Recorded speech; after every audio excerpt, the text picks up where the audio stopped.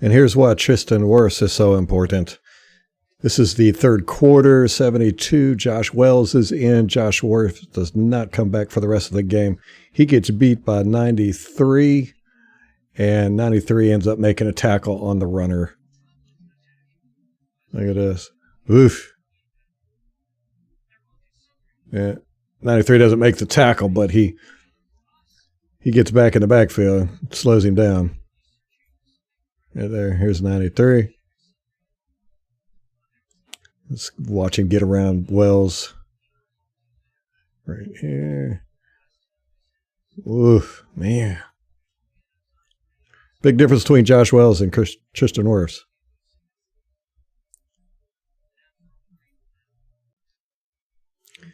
Here's in 3rd and 5. Now, normally, Tom Brady is very good at seeing the best receiver to throw to. He ends up throwing it to Perriman, comes out, does kind of a little hook, sit route, and does not get it. Well defended. But let's go back. Now remember, this is a 3rd down and 5. The first down marker is, let me see, you're looking at about right here.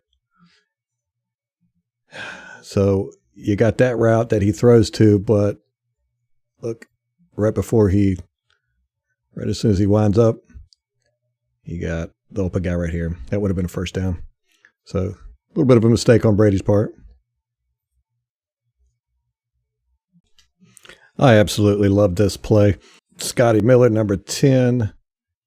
He runs down the field and causes a fumble. I'm a big fan of special teams. I don't think that teams pay enough attention to it anymore. Understandable though, because it's really, look at that. Oh man, that's so beautiful. Again, I mean, he runs all the way from the other side of the field. For one, he avoids the blocker here. And look how fast he is. He just leaves this guy in the dust. And as soon as this guy touches the ball, wham, right there, Scotty Miller hits him. Bam. Leaving the ball here. Buccaneers recover. Yeah, boy.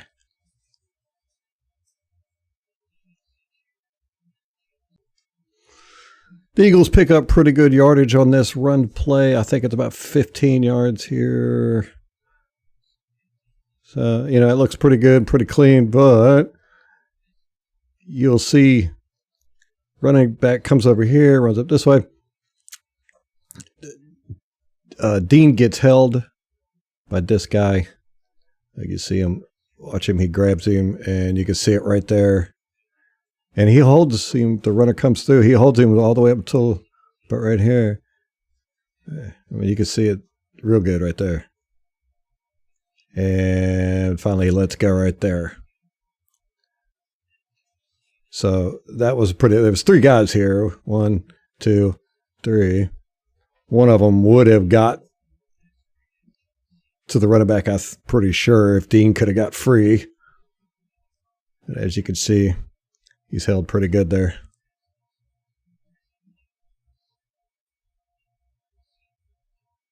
But then the question is, how did he get out there in the first place? I'll show you. JPP screws up here. Now, he's got a great shot right there. See, unblocked. He's looking right at the ball carrier, but he gets, they run a lot of option plays, the Eagles do, and he has to make sure that he decides to make sure that the quarterback doesn't keep the ball.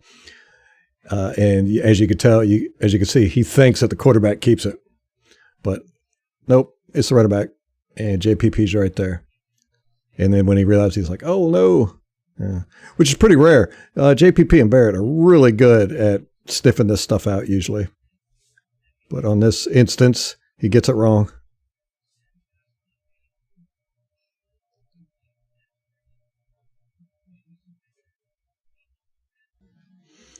Oh, this might be my favorite play of the game. This is the interception by Shaquille Barrett.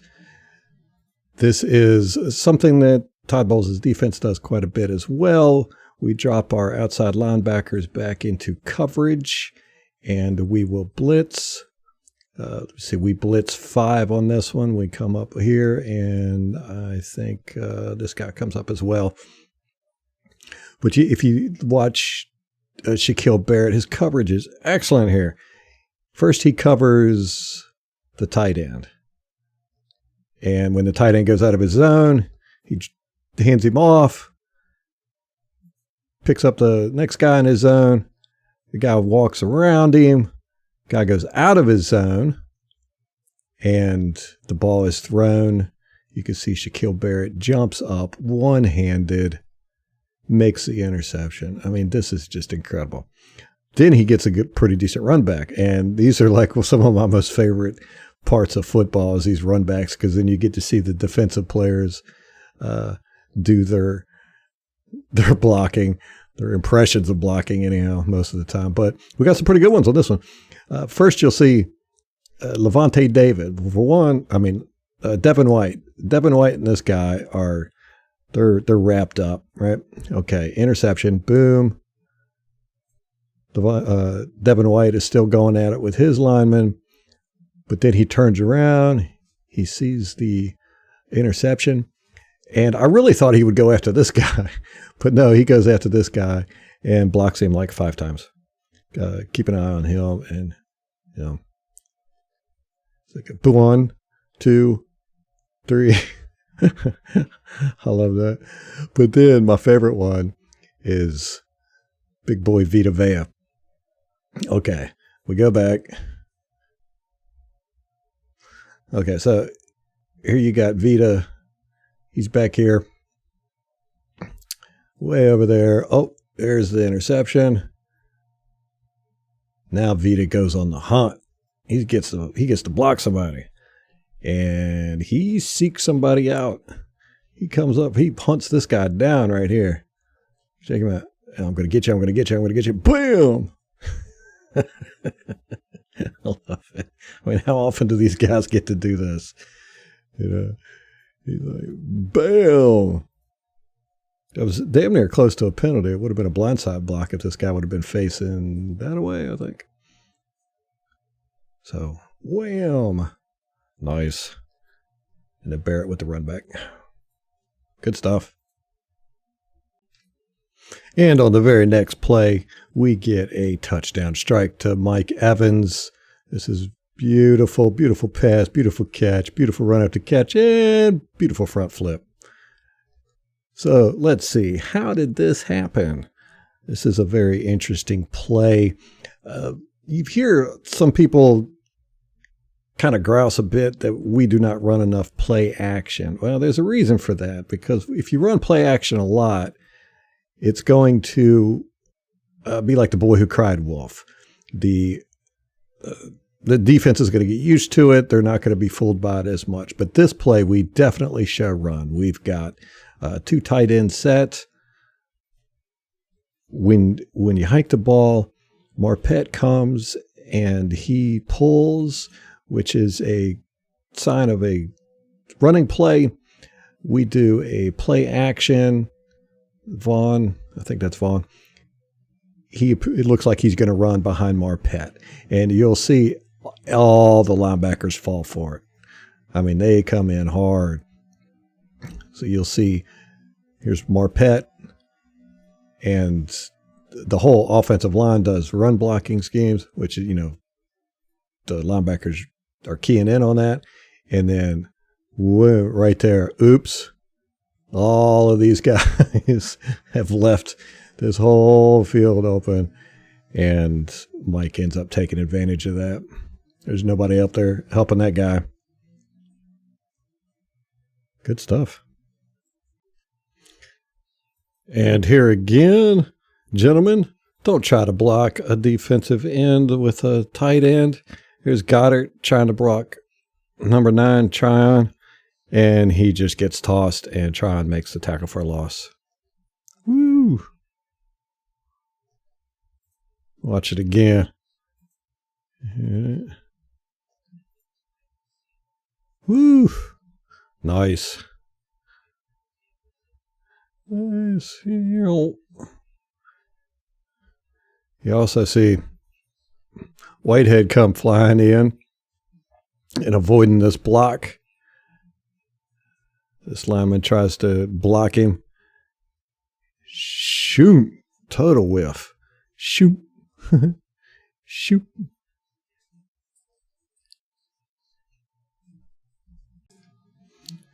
Here's a 3rd and 14. The Eagles are on their own 24. The score is 31-zip. You're going to see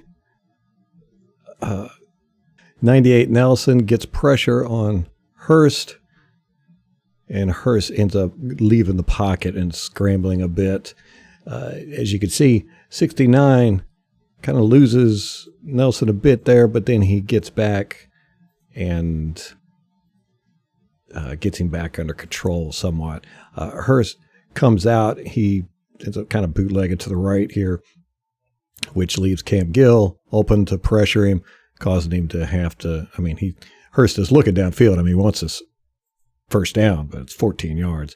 So what he does, he ends up just tossing it to his check down 24, who comes up short.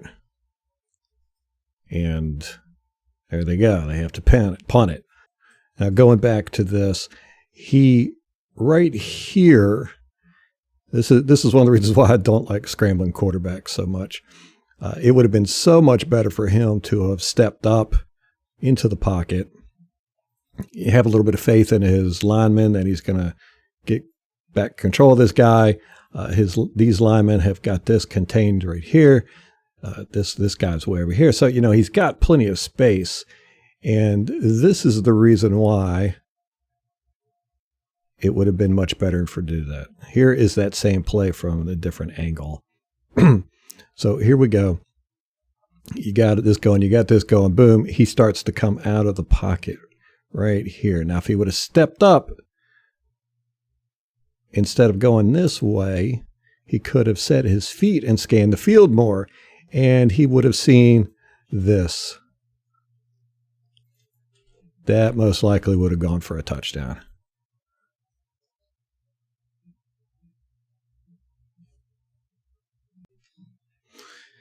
And again, here is O.J. Howard blocking. He's going to try to block 58. This is a run to the outside. You're going to see Marpet pull, but unfortunately, 93 pushes 72 back.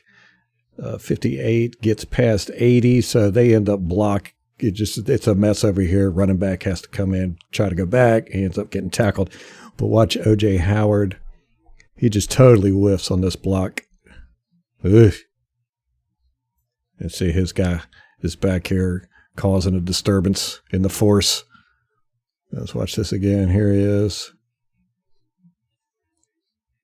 Now, he hasn't blocked too bad today, but he definitely could block better. I could see why Arians doesn't use him as much as people would like.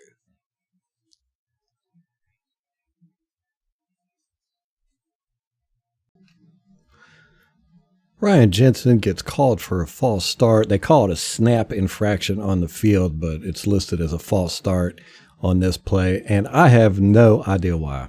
It's not in the rule book. Anything he did is wrong. The official, he places the ball down. He's getting out of the way. You'll see Jensen go down real quick, and as soon as he touches, he snaps. There was no false start there. There's no rule that says he has to be set for a second or anything of that nature. I have no idea. He doesn't move before he snaps it. He's just like, boom, hand on the ball, and then snap. Let's watch it in real time. And you can see, I have no idea why he got called for this. If anybody out there knows, let me know. Fawn gets tackled for a loss of 5 yards on this play. And it's because Donovan Smith misses his block on 93. Marpet pulls this direction. 76 is supposed to down block on 93, but he totally whiffs on him. Keep an eye on 76. Oops. Here's a sack by a sack of Tom Brady, not by Tom Brady. I know I've been saying that throughout these whole videos, but this is pretty much his fault. He holds the ball a little too long, and he tries to evade. As you can see, everybody's blocking. Bernard does a great job helping right here. Look at this. Boom. Look at that. Right here. Boom.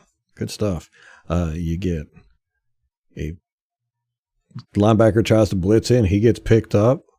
Look at this. Jensen comes by. Everybody's blocking well. Brady kind of feels some pressure right here, and then he does something kind of uncharacteristic for Brady. He kind of tucks the ball and decides to run, and then he gets tripped up right here.